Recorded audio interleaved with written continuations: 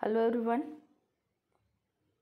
I welcome you all in today's biology class. In this class, we are going to discuss some important points from the lesson Life Processes in Living Organisms Part 1. In today's class, we are going to discuss the process of energy production in aerobic organisms and the steps in which this glucose is oxidized in presence of oxygen. So first step is glycolysis. Next one is tricarboxylic acid cycle, and third one is electron transfer chain reaction. In 3 steps के बाद हम सीखने वाले हैं ATP, that is energy currency. तो ये concept क्या है, ATP को एनर्जी करेंसी क्यों कहा गया है, तो ये हम इस क्लास पे डिस्कस करने वाले हैं. तो जहाँ पे एरोबिक रेस्पिरेशन होता है वहाँ पे ग्लूकोज का जो ऑक्सीडेशन होता है वो कंप्लीट ऑक्सीडेशन होता है, जिसकी वजह से यहाँ पे जो ATP यानी कि एनर्जी जो है वो लार्ज अमाउंट में यहाँ पे रिलीज़ होती है. तो ये 3 स्टेप्स से हम देखने वाले हैं. तो जो फर्स्ट स्टेप है एरोबिक रेस्पिरेशन में, जो ग्लूकोज का ऑक्सीडेशन होता है इसमें, तो वो है ग्लाइकोलिसिस. तो ग्लाइकोलिसिस की जो प्रोसेस होती है वो प्रोसेस होती है सेल के साइटोप्लाज्म में. सेल के साइटोप्लाज्म में ये जो ग्लाइकोलिसिस की प्रोसेस है ये प्रोसेस यहाँ पे परफॉर्म की जाती है. तो ग्लाइकोलिसिस की प्रोसेस में क्या होता है, तो इसको अगर हम स्प्लिट करते हैं तो ग्लूकोज लिसिस ब्रेकडाउन. तो यहाँ पे ग्लूकोज के मॉलिक्यूल का ब्रेकडाउन होना स्टार्ट होता है, जिसकी वजह से यहाँ पे ग्लूकोज के मॉलिक्यूल का ऑक्सीडेशन होगा और जिसकी वजह से 2 molecules of pyruvic acid form होंगे. जब ग्लूकोज का मॉलिक्यूल ऑक्सीडाइज होता है स्टेप बाय स्टेप, तो इसमें 2 molecules of pyruvic acid form होते हैं plus ATP, NADH2 and water. तो ये ग्लूकोज के ऑक्सीडेशन में जो फर्स्ट स्टेप आएगी, तो इसमें पायरुविक एसिड के फॉर्मेशन के साथ साथ वाटर, NADH2 एंड ATP का फॉर्मेशन होता है. अब जैसे ही पायरुविक एसिड के मॉलिक्यूल का फॉर्मेशन होता है, ये मॉलिक्यूल कन्वर्ट किया जाता है molecules of acetyl coenzyme A में. जो पायरुविक एसिड है उसको कन्वर्ट किया जाता है इस मॉलिक्यूल को एसिटिल कोएंजाइम A के मॉलिक्यूल्स में. इसके साथ साथ NADH2 and 2 molecules of CO2 release हो जाते हैं इस प्रोसेस में. तो जो ग्लाइकोलिसिस की प्रोसेस है, इस ग्लाइकोलिसिस के प्रोसेस में pyruvic acid, formation of pyruvic acid, और इसके बाद pyruvic acid is converted into acetyl coenzyme A. तो ग्लाइकोलिसिस की प्रोसेस में क्या हुआ, ये सेल के साइटोप्लाज्म में प्रोसेस होती है और यहाँ पे पहले पायरुविक एसिड का फॉर्मेशन होता है, इसके बाद ये जो पायरुविक एसिड है वो कन्वर्ट किया जाता है एसिटिल कोएंजाइम A में. अब यहाँ पे जो एसिटिल कोएंजाइम A का फॉर्मेशन हुआ है, ये एसिटिल कोएंजाइम A जो है ये एंट्री करता है सेल के माइटोकॉन्ड्रिया में. ये जो सेल का स्ट्रक्चर है, ये पहली जो प्रोसेस हो गई ये सेल के यहाँ पे साइटोप्लाज्म में.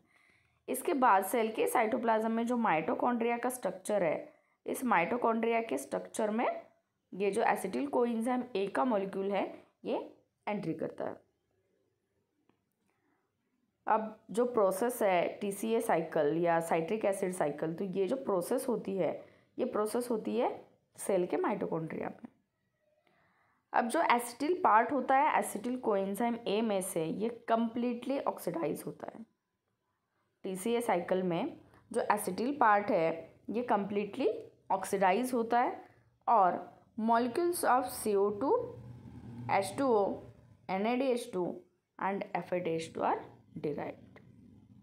तो ये जो TCA साइकिल है, जिसको हम क्रेब्स साइकिल भी कहते हैं, तो इसको क्रेब्स साइकिल क्यों कहते हैं? तो सर हांस क्रेब जो है एक साइंटिस्ट है जिन्होंने ये साइकिल जो है TCA साइकिल इसको डिस्कवर किया है, इसकी वजह से इसको क्रेब साइकिल भी नाम दिया गया है। तो यहाँ पे जो मॉलिक्यूल्स है CO2, H2O, NADH2 and FADH2, ये मॉलिक्यूल्स डिराइव होते हैं। अब जो लास्ट पार्ट है इस ऑक्सीडेशन का या ग्लूकोज के ऑक्सीडेशन से जो एनर्जी फॉर्म होती है उसका, तो यह है इलेक्ट्रॉन ट्रांसफर चेन रिएक्शन, जो कि थर्ड स्टेप है। तो इलेक्ट्रॉन ट्रांसफर चेन रिएक्शन में formation of NADH2 and formation of FADH2। अब ये NADH2 क्या है? तो NADH2 का लॉन्ग फॉर्म है निकोटिनामाइड एडेनिन डाइन्यूक्लियोटाइड। तो एक मॉलिक्यूल जो है NADH2 का, उससे फॉर्म होते हैं 3 ATP के मॉलिक्यूल्स, और जो FADH2 है यानी कि फ्लैविन एडेनिन डाइन्यूक्लियोटाइड, तो इससे फॉर्म होते 2 मॉलिक्यूल्स ऑफ ATP। तो ये 3 स्टेप्स हैं। अब जहाँ पे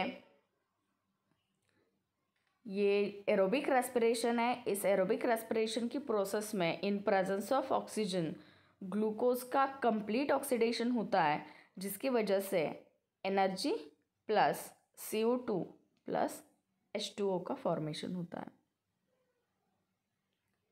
तो ये जो प्रोसेस है जिसमें हमने फर्स्ट स्टेप देखी ग्लाइकोलिसिस, तो ग्लाइकोलिसिस की जो फर्स्ट स्टेप है इसको और एक नाम दिया गया है EMP पाथवे।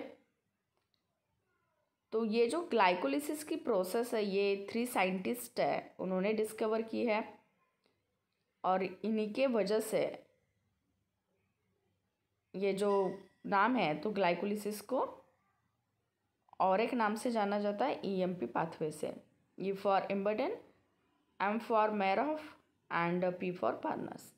तो ये 3 साइंटिस्ट है जिन्होंने ग्लाइकोलिसिस की प्रोसेस को डिस्कवर किया है, इसकी वजह से इसको EMP पाथवे भी कहा जाता है। तो ग्लाइकोलिसिस की प्रोसेस यानी कि जो ग्लूकोज का ब्रेकडाउन है ये स्टार्ट होगा इस प्रोसेस में, इस स्टेप में। तो ये प्रोसेस होती है सेल के साइटोप्लाज्म में, जहाँ पे ग्लूकोज का ऑक्सीडेशन होके फॉर्मेशन होता है पायरुविक एसिड का। इस पायरुविक एसिड को कन्वर्ट किया जाता है एसिटिल कोएंजाइम A में।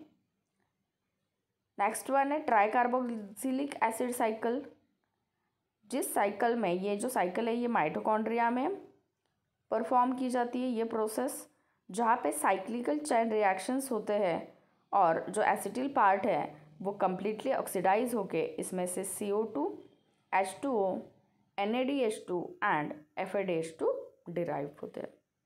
एंड जो लास्ट यानी कि थर्ड स्टेप है, तो इसमें जो NADH2 है यानी कि निकोटिनामाइड एडेनिन डाइन्यूक्लियोटाइड, तो एक मॉलिक्यूल से 3 ATP के मॉलिक्यूल्स फॉर्म होते हैं, और FADH2 से यानी कि फ्लैविन एडेनाइन डाइन्यूक्लियोटाइड से 2 ATP के मॉलिक्यूल्स फॉर्म होते हैं।